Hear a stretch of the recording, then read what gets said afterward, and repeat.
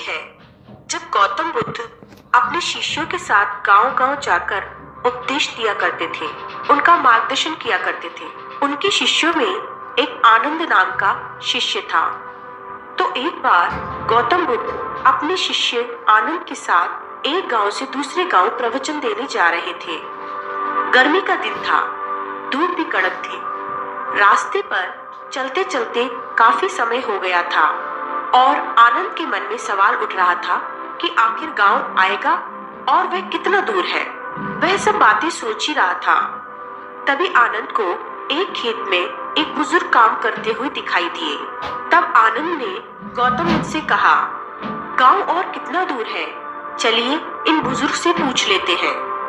इस बात पर गौतम बुद्ध ने स्वीकृति दी और उस बुजुर्ग से आनंद ने पूछा कि आने वाला अगला गांव कितना दूर है।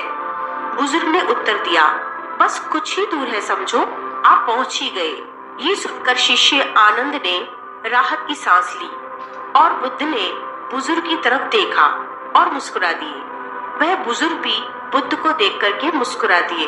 उन दोनों को आपस में मुस्कुराता हुआ देखकर शिष्य आनंद कुछ समझ नहीं पाया कि उनके मुस्कुराने का क्या कारण है। बस फिर से वे दोनों आगे बढ़े और उतनी ही दूरी तय करने के बाद रास्ते में आनंद के मन में फिर वही सवाल उठा कि खेत में काम करने वाला बुजुर्ग तो कह रहा था कि गांव बस कुछ ही दूर है। उनके मुताबिक तो हमें अब तक गांव पहुंच जाना चाहिए था, लेकिन ऐसा नहीं हुआ। तभी वहां एक महात्मा जाते हुए दिखाई दिए। आनंद ने वही सवाल उनसे भी पूछा कि आगे आने वाला गांव और कितना दूर है। उन महात्मा ने भी कहा, बस 2-4 किलोमीटर और दूर है, आप पहुंच ही गए समझो। आनंद ने सोचा कि अब तो लगता है पहुंच ही गए और एक बार फिर गौतम बुद्ध उस महात्मा को देखकर मुस्कुराए और वह महात्मा भी मुस्कुराए। ये देखकर आनंद के मन में फिर से वही सवाल उठा कि इन दोनों के आपस में मुस्कुराने का क्या कारण है। और ठीक वैसे ही राह में एक बूढ़ी महिला के साथ भी वैसे ही सब बातें हुई।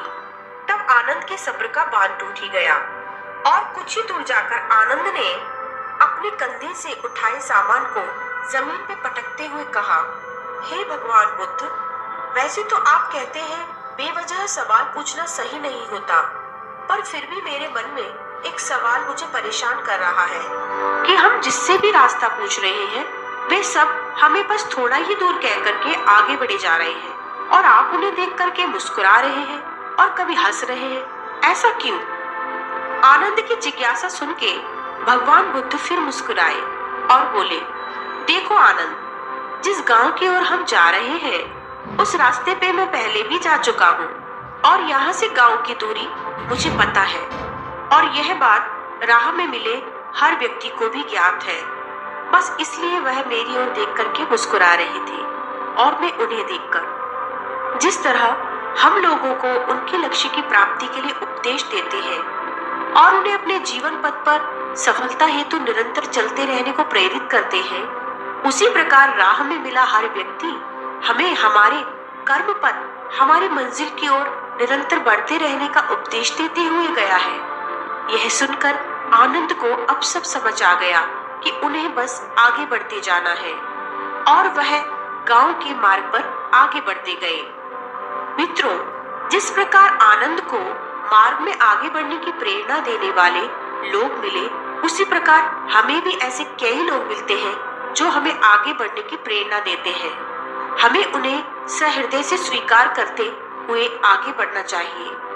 वो केवल रास्ता दिखाएंगे, परंतु मार्ग पर तो हमें स्वयं ही चलना होगा।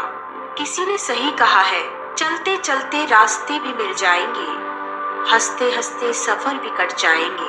बैठे क्यों हो किसी के इंतजार में, सफर अभी शुरू करके तो देखो, मिलते मिलते एक दिन सारे लक्ष्य भी मिल जाएंगे।